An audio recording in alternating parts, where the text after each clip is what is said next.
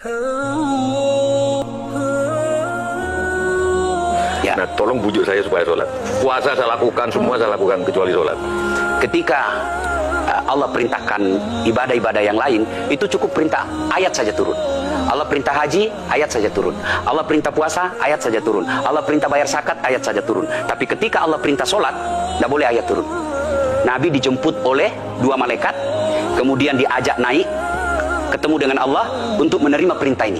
Kenapa? Karena perintah ini sangat penting. Inilah puncak penghambaan kepada Allah. Jadi puncak penghambaan, kalau saya meraku hamba, sholat.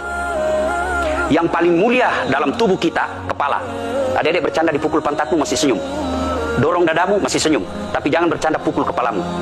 Tak, kau pukul kepala saya pasti saya marah. Kenapa? Harga diri di sini.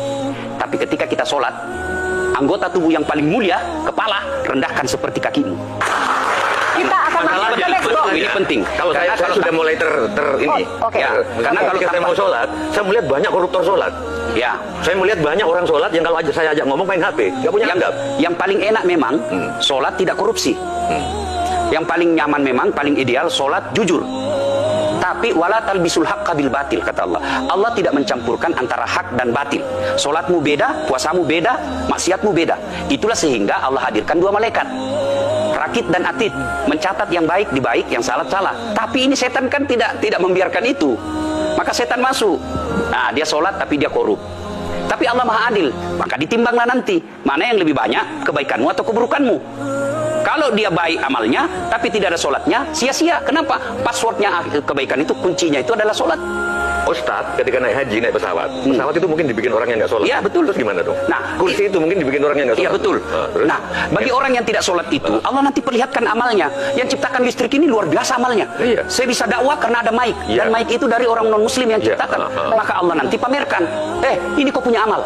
Oh, ini 10 miliar kau punya amal. Mana passwordnya? Mana kuncinya? Kuncinya itulah sholat. As-sholatu imanuddin, as-sholatu miftahul jannah. Sholat itu kunci kebaikan, sholat itu tiangnya agama. Sebuah bangunan, dia bisa berdiri tanpa dinding. Sebuah bangunan, dia bisa kokoh tanpa atap.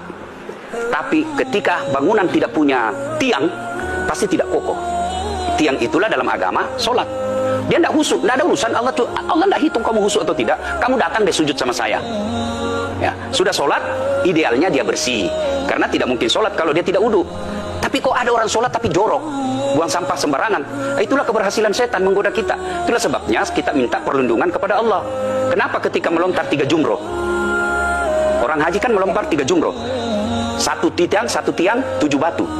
Kenapa tidak dikumpul saja itu? Satu kali lempar, tak, tak, tak. Kenapa? Kenapa mesti 3 hari dan kenapa mesti 3 titik? Itu pesan moralnya, melawan setan itu perlu napas panjang. Dengar azan, jangan pikir setan, lihat tebar itu. Tidak usah kau sholat, nanti kau tua. Anggaplah pergi sholat. Setan menyerah, tidak. Buru-buru kamu, buru-buru. Akhirnya apa? Wudhu tidak sempurna.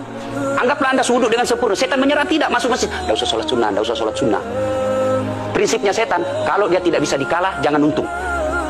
Nah, gimana Mbak Teja? Udah teryakin? Oke.